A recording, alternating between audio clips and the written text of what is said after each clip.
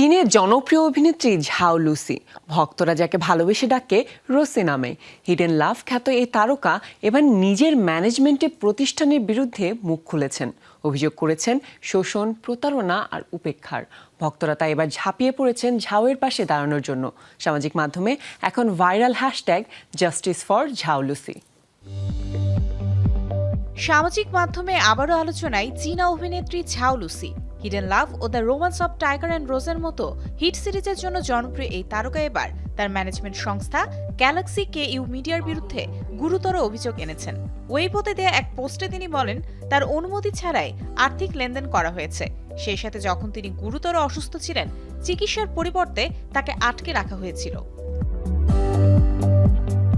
2023 সালের ডিসেম্বরে অলমোস্ট লাভার এর শুটিং চলাকালীন আমার শরীর এতটাই খারাপ হয় যে হাঁটাচলা ও কথা বলার ক্ষমতা হারিয়ে ফেলি। তখনও ম্যানেজমেন্ট আমাকে অক্সিজেন সাপোর্টে রেখে শুটিং চালিয়ে যেতে বাধ্য করে।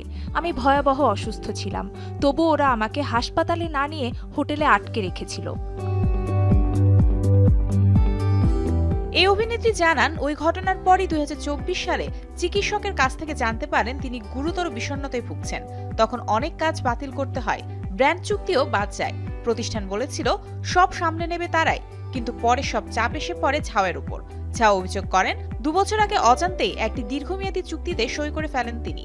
সেই সুযোগে তার নিজের গড়া স্টুডিও থেকে 20.5 লাখ ইউয়ান তুলে নেওয়া হয়েছে।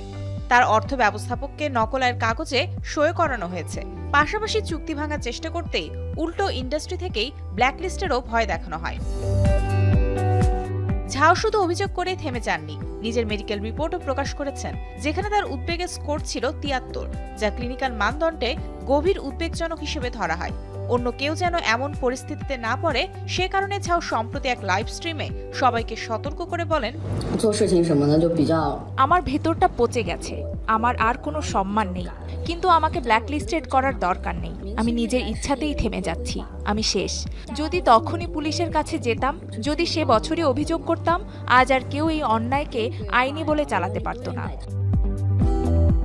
2019 সাল থেকে ঝাও পেশাগত অবহেলার শিকার ছিলেন। তার বন্ধুদের কাছ থেকে জানা যায় তিনি অ্যাফাসিয়া নামে একটি রোগে ভুগছিলেন, যা কথা বলার ক্ষমতা ক্ষুণ্ণ করে। পরে তার স্টাইলিস্ট ও সহকারীরাও ম্যানেজমেন্ট কর্তৃক মানসিক নির্যাতনের কথা স্বীকার করেন।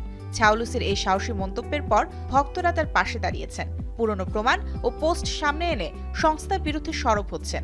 তবে গ্যালাক্সি KU মিডিয়া এখনও এই অভিযোগের বিষয়ে কোনো আনুষ্ঠানিক বিবৃতি দেয়নি। Mario Sen, showbiz tonight.